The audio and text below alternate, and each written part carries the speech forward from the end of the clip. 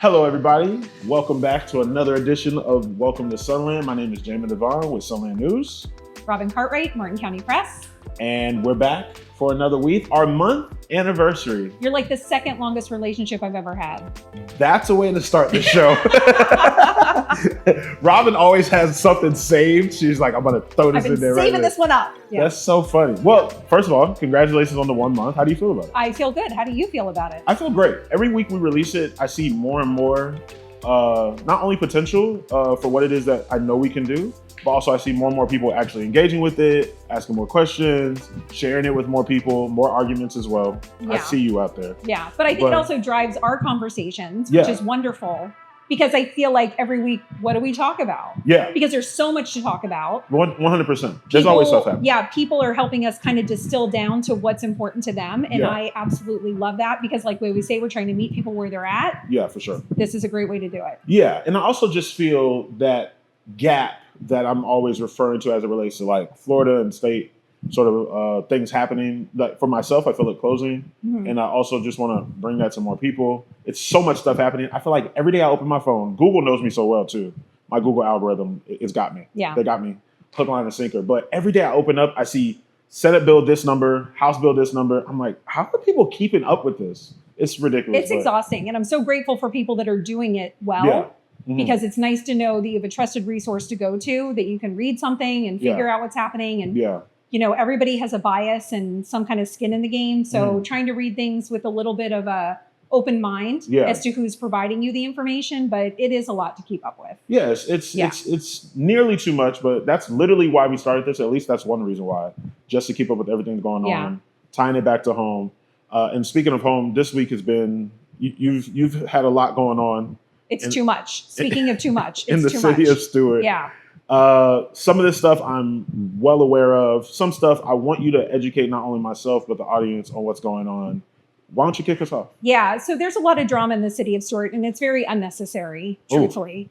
The positive thing is there are applications that were received for city manager, and there are interviews that are being done now. That's amazing. Okay. I love that for our city. Love that. The downside of everything is in and amongst all of this drama, at the February 23rd City Commission meeting, one of the commissioners asked for an investigation as to the removal of the previous interim city manager. And following Robert's Rules of Order, you make a motion. It has to be seconded. Nobody provided a second.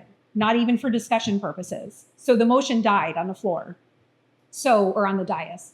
But there are some investigations that need to be done. I do think there are some things that we could learn that would really benefit us in hindsight as to how we got into some of the predicaments that we're in. And it's a shame that a commissioner didn't second it because I do think we would have learned some things beyond what was being asked for at that meeting. And do you think that... Why do you think that is? Why the cause for pause or whatever the case may be? As far as like why they didn't second it? Yeah. What do you think that is? I don't know. I know I'm accused of like being a puppeteer behind the city commission and making some things happen. Truthfully, if it was up to me, somebody would have seconded it so that there could be an investigation. And you're saying bare minimum for the discussion purposes. For sure. But investigations cost money because you have to hire a third party. So maybe it was a fiscal responsibility. Okay. I don't know. Okay. But I do think there are some things. I've been asking for investigations for 3 to 4 years on some things that have happened, even if it's just to determine conflicts of interest. Yeah. And nothing has ever happened. So well, and I mean, even with this situation, there's so much leading up to the gentleman resigning, leaving and going about his way. There's so much that happened for it to just not be followed up on. I would definitely have some concern around it. Well, and he made allegations to TC Palm. He said very specifically that he was asked to do illegal and unethical things. Yeah. We should know what those things are. For sure. Absolutely. And if he was making that statement, then why did nobody ask him about it?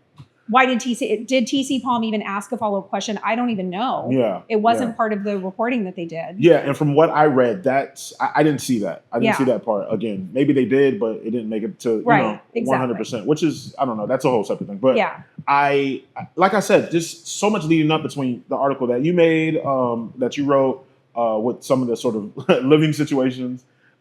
Then to the people resigning, the stuff that he said in the article, I don't know. It just seems kind of weird for it to be like that's how it ended. You know, it feels like like we're on season 7 of a 10-episode order, right? Or it's like an episode of Dallas, and then all of a sudden there's a cliffhanger. Somebody shot Bobby Ewing. And we don't. That's an obscure reference, I know, for the younger folks. But But now we're left as a cliffhanger for whatever the next episode or season holds, and we don't even know if that episode's going to get made. Yeah. And that's the bad part, right? We're left with all of these questions, all of these innuendos, all of these suppositions, and now people are kind of filling in the blanks, good, bad, or indifferent, with information that may or may not be right. Yeah. That's where the problem is. Yeah, and if the public's not clear, we're only left to speculate. I always tell people, I think the conspiracy is in between the gap of not knowing something, because you have no choice but to make up about what it is you think that happened. Yeah. This is pretty unfortunate. Do you think it's going to end this way? Do you think there might be some follow-up to this, or do you think that's it? I hope there is. I hope the commissioners take a step back and kind of look at what accusations have been made throughout the years. Yeah. Not even just talking this latest one. Because if there's a common denominator that needs to be identified, let's call it out. Yeah.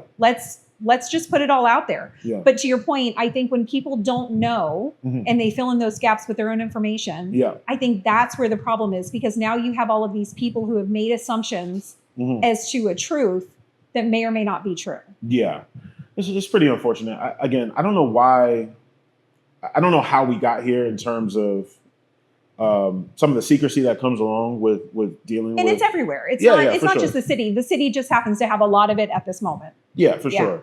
And I think a lot of times I think I see what people are wanting and asking for in terms of local government and, communicating with the people that they serve. But then we don't see that follow up on the back end all the time. Or there's a soundbite. Yeah. Right? Something is said for a soundbite, and it gets used later for something. And again, people fill in the blanks with what they think the answer is. Yeah. And that's where we get into those really sticky areas. Yeah. Because we really do deserve to know why that comment or accusation was made, but also what other things have been happening that led to that comment, or were things happening in addition to that comment. So I'm hopeful. And this is why I love video interviews. For this very reason. This is why. Because even though you can edit video interviews how you want, I wish there was more there. I wish there was more follow-up. Agreed. But things have been happening in Fort Pierce as well. I know that you've been reporting a lot about school enrollment decline. So there's been a lot happening with not only just Fort Pierce, it's St. Lucie County as a whole, and the school board. Man, where do I even begin? So earlier last week, during a school board workshop, the superintendent, Dr. John Prince, revealed to his bosses, the board, and the people who represent the county, that for the last 15 to 20 years, they haven't seen a decline in enrollment up until the last quarter's numbers that they received. Oh my! Coming into January of 2026. Okay. Usually there's an uptick of around 800 to 1,200 students per year, and this is the first time they haven't seen that uptick, and there's been a downtick, and as a result, they are going to look to consolidate at the sort of district level. Yeah. Because obviously funds flow through enrollment. Right. And the money follows the student. Yes, correct. It's not necessarily the school, but as that student moves, the money follows the student. Correct. Yeah. And in his sort of statement to the board, he recognized that there's a lot of alternatives now for parents in schooling, whether it be homeschool, whether it be charter school, micro school, whatever sort of school. There is a lot more options for parents, and people are taking those options, especially in the state of Florida, where there seems to be and I'm not saying this as some sort of statement, but there is quite clearly an undoing of the public education system here in Florida. And interestingly, I just read an article from Missoula, Montana, same situation, where they're having a discussion about what is driving their decline in their student populations, and do they need to consolidate? Does it affect their budgets? If the money follows the student, are those kids being homeschooled? And then using public resources for the purposes of gathering those kids, letting them participate in team sports, like all of these different conversations. You know, and you need to do what's best for the student. A parent can obviously determine that, but it does affect all of the other things around it. For sure. Yeah. For sure. And just the last bit of sort of reporting that I'll do on this Sure. before I dive into my own thoughts about this. A lot of people are, I think rightfully so, questioning the sort of there's been a lot of building for St. Lucie County, Yeah. a lot of expanding, especially for schools. There's a couple new schools going up in Tradition. They're consolidating 3 schools over here into one bigger K through 8. So there's been a lot of movement, a lot of building happening. People are wondering, well, why is that building happening if there's a decline in student enrollment? Right. That doesn't necessarily add up. There's a lot of questions to be had there. Even within this, I will do more to study and to understand exactly what's going on before I come back and report. But let me say this. Sunland News started because of this issue I saw while working at one of these alternative schools. Okay. And I'm not going to speak on it too much today. I will save it for a later date. Okay. And a bigger project that I have been working on since that moment. All right. I will say that similar to what we said about our Live Local Act, our agricultural House bill, where the checks and balances aren't necessarily in place once certain home rule is removed, one can imagine the same for our education system. I would not disagree with that statement.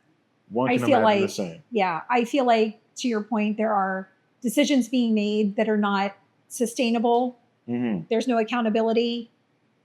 It just and every school district is doing things a little bit differently, so there's no continuity. Yeah. So even as kids move or families move, and they're not necessarily getting the same educational outcomes. Yeah. I would not disagree with any of your thoughts. And I think that no matter where you stand on this, no matter if you agree or disagree with what the public school board has said in the past week or whatever they may say going forward, it's a public school board. Right. And I think that we have insight and access to information because it is our money on the line. We pay the taxes and those taxes get divvied up accordingly. The money that's being given to private institutions, micro schools, step-up programs is still our dollars. Yeah. Yet we don't have that same insight. Right. That's where I will leave that. Fair enough. So we'll take a quick break. Yeah, and we'll come back. We'll come back. We'll come back. Just last week, we were just talking about data centers. Yep. There's so much happening at the state level with some House bills maybe passing or not passing now, which I will have an update for us come next week time. And I had reported that here in St. Lucie County, there hadn't been as much conversation happening around the data center coming here. Yep. At the same time, you look up and right in Indiantown, over in Martin County, there's a lot of movement happening. Can you tell us about what's going on in Indiantown right now? What you've been hearing, what you've been seeing?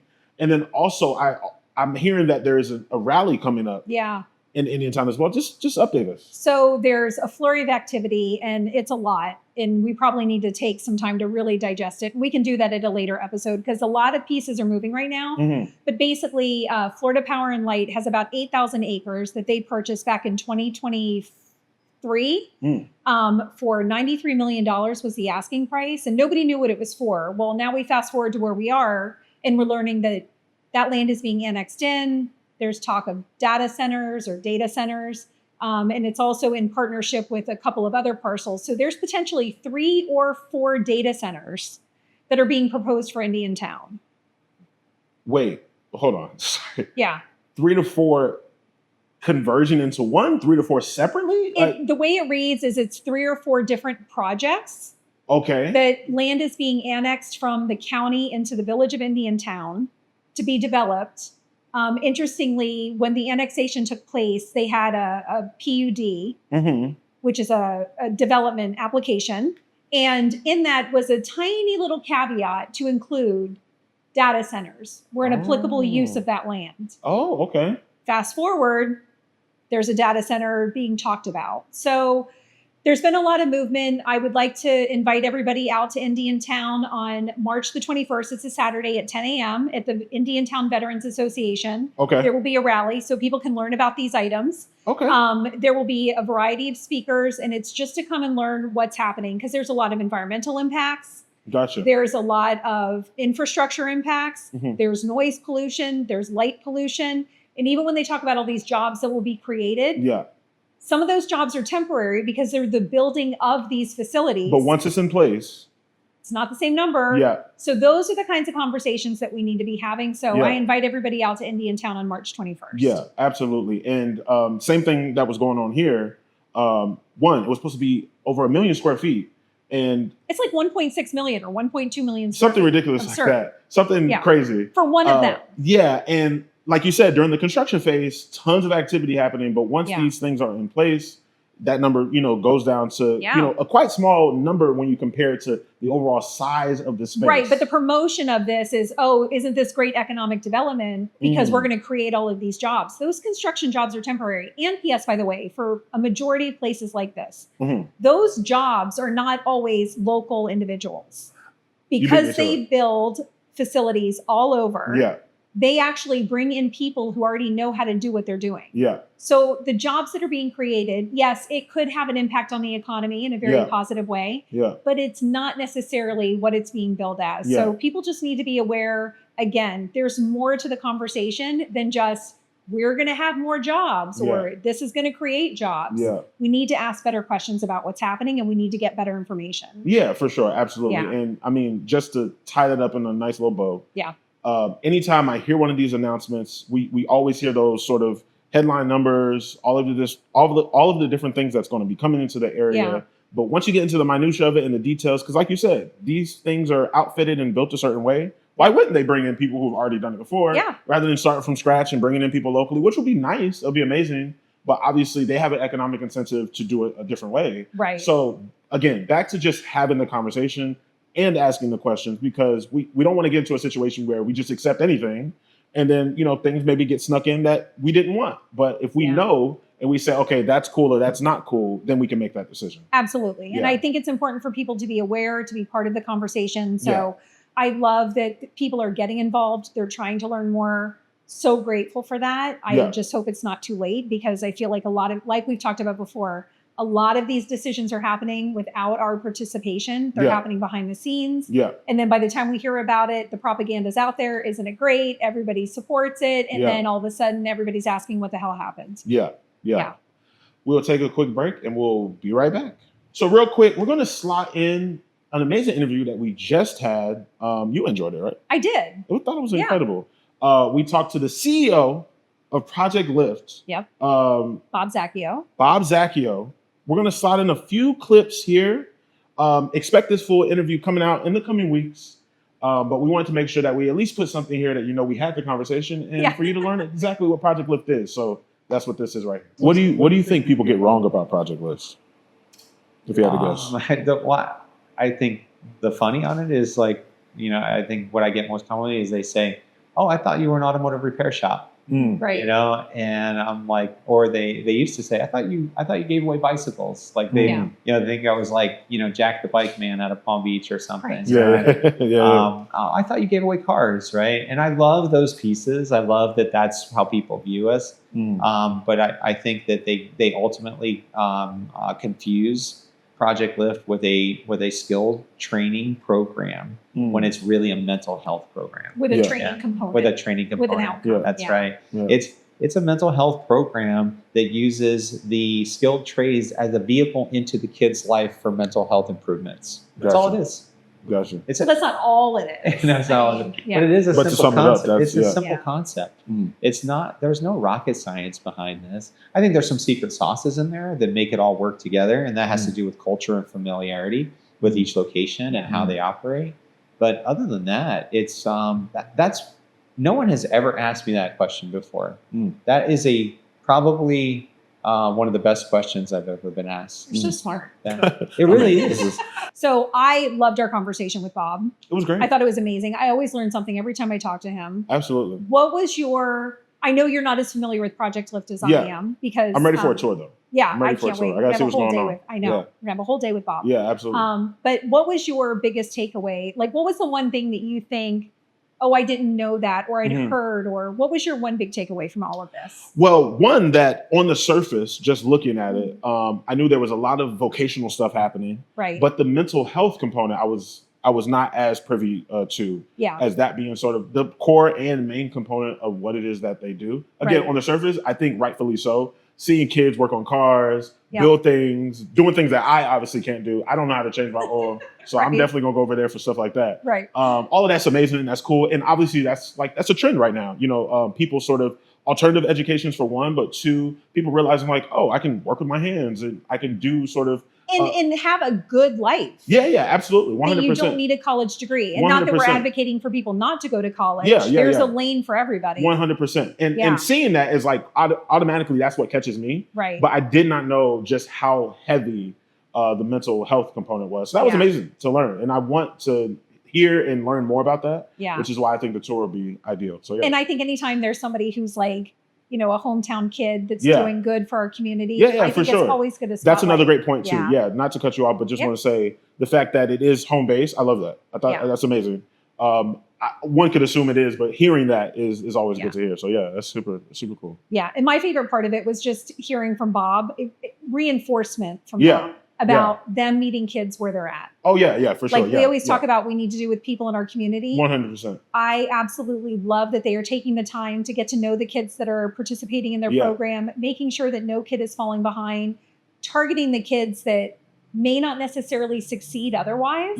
But have such great potential that they can be part of something and continue and be a contributing member of society. I love everything about that. No, it was amazing. And I love that he made sure to make that a point. And I'm excited. I'm ready to tour. It'll be exciting. It'll be a road trip. Taking the show on the road. We're taking the show on the road. Speaking of taking it on the road. Yes. We're going to take a quick break and we'll be right back. Okay. We are back and we got two good things to talk about. I'll let you kick us off. Okay, so my one good thing this week is I am such a fan of the Florida Feud that you did with your friend. Okay, yeah. That was amazing. Yeah, no, it's amazing. It's good. If you could just tell people quickly what it was, because it was like a Q&A of like a Family Feud style questionnaire. I don't know where you got your responses, like who these people were that you surveyed. Yeah. Like survey says. Yeah. And then also... I felt kind of bad for your friend because I feel like you left him high and dry. Like, first of all, sorry, you're wrong. Yeah. First of all, shout out to Torrance for doing that. Thank you so much. Always have a friend. Always have a friend you can just call and be like, I got this crazy idea. Right. Can you help me out? So that was amazing. I want to thank him for that. Yeah. If you want to vote to answer your question about where the survey takes place, sunlandnews.com in the newsletter. Got to be in the newsletter to vote. Okay. The reason why is because, first of all, I've had this idea for going on years now. When I first started Sunland News, I was like, yo, wouldn't it be interesting just to like survey my audience? Like, I want to know what people think about a variety of topics, not even just, topics that are like specifically local, but the fact that, I'm only surveying the county, we can learn like, how do people find, a girlfriend or a boyfriend? Like, all of these different things. So I've had this idea for a while. I never did anything with it. Okay. Until recently, I was like, man, this would be really cool as like a show. Like, and I want to get, out in the community more, interview more people. I feel like news doesn't always have to be serious. Doesn't always have to be serious. And I may or may not leave this in or take this out. But one day I was walking on Avenue D, right down the street from here.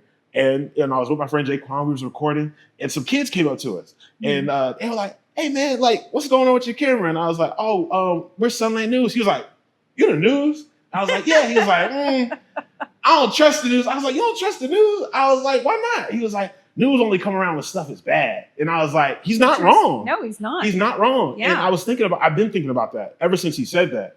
And one, the whole mission of Sunland News is for that to not be the case. Yeah. And I think doing something like this is an opportunity to just like talk to people. And it doesn't have to be about anything crazy serious. It doesn't have to be only when something bad happens. Yeah. I just want to learn about the county. It's a show about home, which is why I love it. So I'm super excited that the first episode went amazingly well, like incredible. So thank you for all that. Torrance was absolutely adorable. Yeah, he was amazing. He was kudos amazing. to him. He was amazing. And his time spent in Orlando has shown on camera for him because he has forgotten everything about, no. But it was amazing. It was great. And I can't wait to do more of it and learn more about the county and, talk to more people. So that's amazing. So yeah, thank you. That's good stuff. Yeah, I love absolutely. it. What's your one good thing? My one good thing is that just a couple weeks ago, a month ago now, it started, I think the same day our podcast started, there was a renourishment effort, to avoid a catastrophic flooding that may happen from the ocean coming up onto A1A. Up at the jetty. Yeah, at the Fort Pierce jetty. It seems to be like that is holding. I just read a report Fingers this morning. crossed. that it will hold until the bigger renourishment project happens in a couple of weeks. Which is crazy considering the weather we've had. Yeah, for sure. Yeah. For sure. With all the rain, off and on, hot and cold, there's a Yeah. lot going on, but it seems to be doing good. So anything to avoid something like that happening. Yeah. Because, things happening at City Hall with people, we might be able to control the ocean coming on to the road. Like Aquaman is somewhere like controlling the ocean. It's bad. And I was just thinking the other night it was raining so bad. It was flooding right here. And I was telling somebody, I was like, man, that flood was bad. I was like, imagine the ocean though. Yeah. Because it doesn't end. It's just Right. like, I was like, imagine all the water. Just all of it Right. onto the road. Like that's what Right. we got. So Yeah. I'm happy to hear that will hold strong. And I'm looking forward to the Renourishment Project coming in and saving us for I the long think term. that's amazing. So anyway, Yeah. so to wrap us up, I just want to say on Sunland News, on Instagram, Facebook, the newsletter, I just put out a 30-day guide for all the events happening in March. Wow. So I don't want to hear nothing about, oh, it's so boring on the Treasure Coast, nothing to do in St. Lucie County. There's literally a ton of events Right. that we just put out. We made a bunch of graphics for it. Okay. One I'm looking forward to is there's a Causeway Cove boat show coming up. Okay. Also, my birthday, there's an Irish festival happening over in Port St. Lucie as well. Obviously, in honor of your birthday. Yeah, they only do it because it's my Yeah. birthday. It's not actually, anyway. But yeah, we got that coming up. So Okay. what I'll do in the description of this show on YouTube and wherever you get podcasts, I'll leave a link to that guide Great. because it's something that we're going to do at the top of every month. Okay. Usually the first Thursday of every month, but we were a little early this month, so we put it Yeah. out. But yeah, it's just my attempt at giving people something at the top of the month. They can plan a month out. Yep. They know what's coming up. And there's always usually something big happening each and every month. Maybe not each and every week, but each and every month there's something going on. So I want to make sure I sort of communicate that. So That's yeah, that's great. fine. Yeah.